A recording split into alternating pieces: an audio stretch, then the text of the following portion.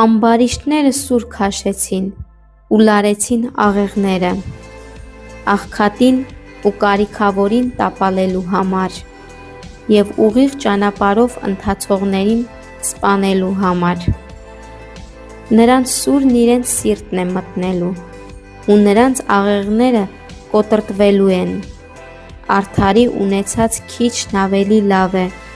քան շատ ամբարիշտների ճոխությունը, քանի որ ամբարիշտների բազուկները ջարդվելու են, բայց Տերն արդարներին նեցուկ է լինում։ Տերը գիտի ուղիղների օրերը, և նրանց ժառանգությունը հավիտյան է լինելու, չար ժամանակներում չեն ամաչելու, և սովի օրերին